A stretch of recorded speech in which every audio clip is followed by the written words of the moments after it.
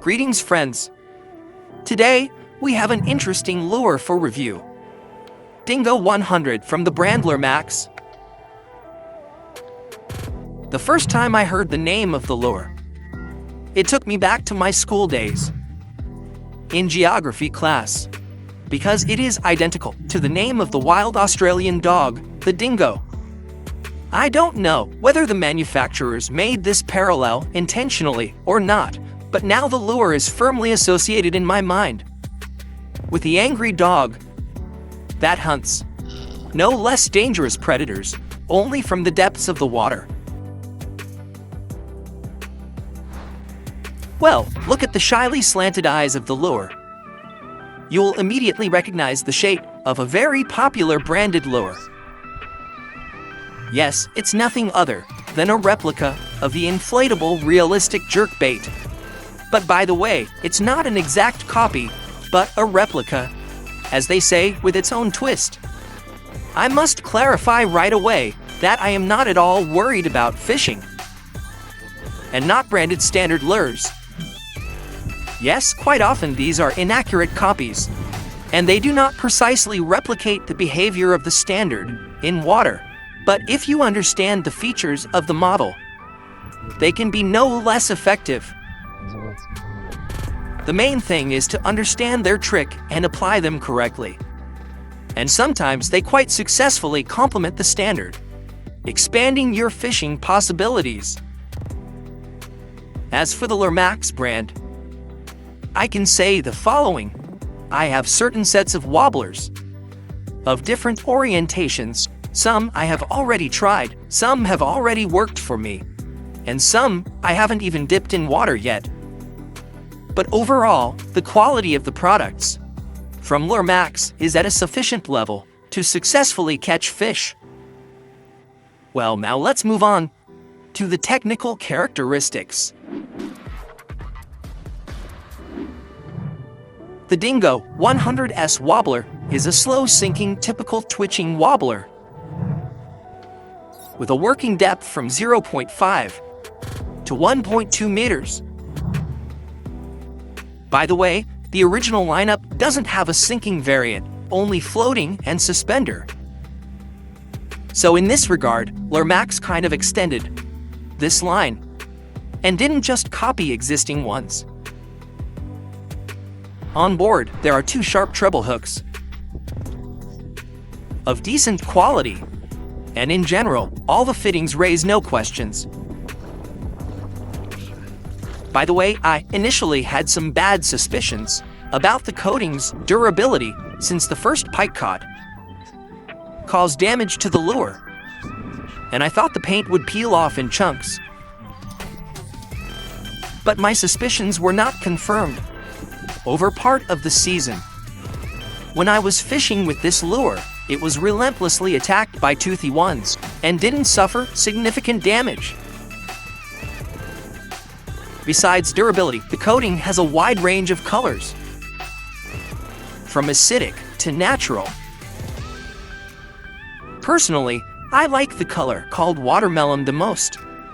By the way, even here the manufacturer added something unique, since this color is not the classic watermelon. I would say it's a more cheerful color scheme. This wobbler is noisy, but not ringing.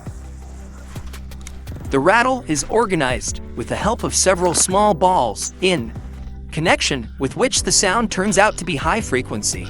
I have long noted for myself that such noise works very well in certain conditions.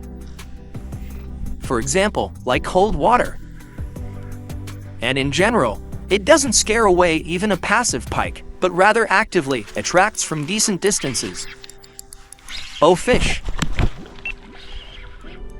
Got one. Dingo rules.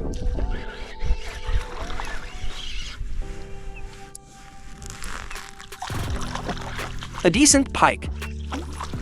Let's bring you over here. Dingo head.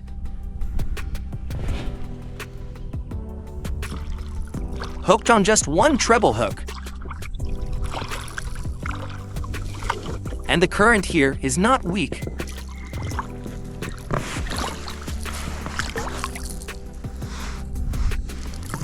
Well, bye. The wobbler worked. Dingo from LureMax. Really cool. I like the floral pattern. Yes, and by the way, the lure is sinking. It's not very deep here. It took it right from the bottom.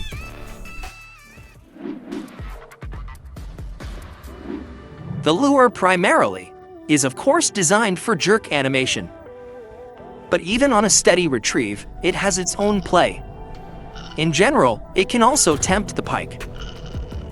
And on jerks, it darts from side to side.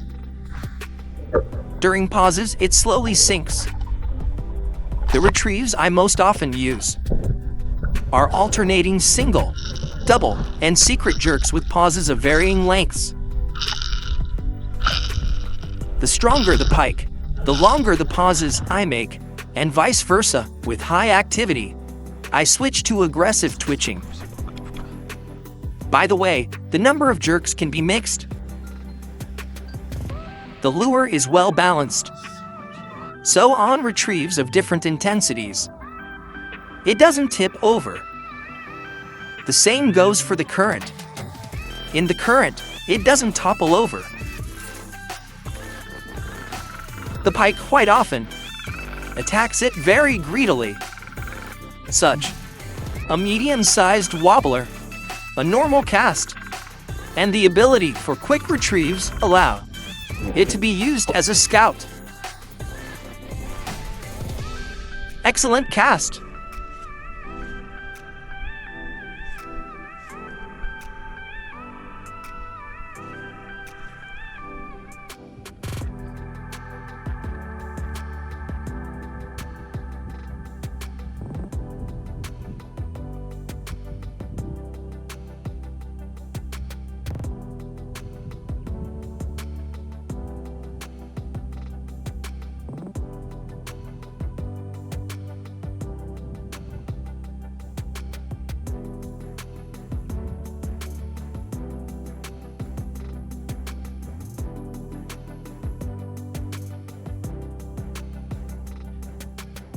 Just now it confidently took the pike.